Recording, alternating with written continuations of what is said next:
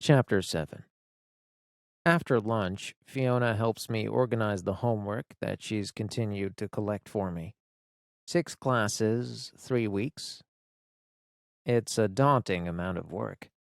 But Fiona's upbeat and optimistic, and since we have 5 out of 6 classes together, she's very familiar with the assignments.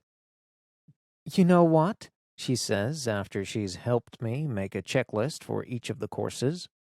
"There's no reason you should have to do all those assignments. Some of them are total busy work." "So what are you saying?" "I'm saying that tomorrow we'll ask every teacher which assignments they'll let you slide on." She shakes her head. "Look how much you have to do.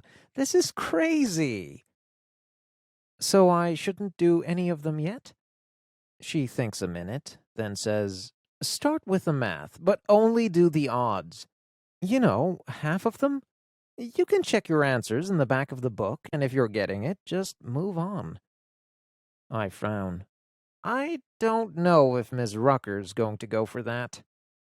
If she doesn't, she's ridiculous. Tell her to lose a leg and come back with all her homework done. Mom comes into the family room. "Who are we discussing?" Fiona and I exchange glances. "Ms. Rucker," Fiona grumbles. "She's such a machine." "That's your math teacher, right?" Mom's trying to be casual, but she's beside herself that I'm organizing my schoolwork. She's had several conversations with my counselor about me making up work and returning to school, but I've been a complete brick wall about it.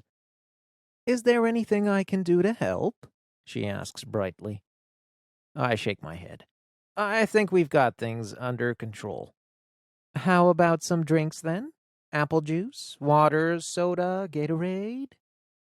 "Apple juice," Fiona and I say together, and when Mom leaves, Fiona puts aside my newly organized binder and sets me up with paper pencil and my math book. "You want to get going on that while I park right here and do my homework?" "Yes, ma'am," I say with a laugh, because it's obvious she's not going to take no for an answer. We work diligently, and I make good progress, especially with Fiona tutoring me through the math problems. And even though I'm having no trouble concentrating, I'm surprised to catch Fiona spacing out a couple of times. The third time I notice it, I ask, "What are you thinking about?" She says, "Huh?" then flutters off some answer that makes very little sense. "What?" Just then, Mom comes into the room and asks Fiona to stay for dinner, but Fiona says, I can't. I've got to get home. Tons to do." I want to ask, like what? But in the back of my mind, I'm getting the picture. Fiona's planning cupcakes and streamers and banners, loudspeaker announcements and music. She's planning my return to school.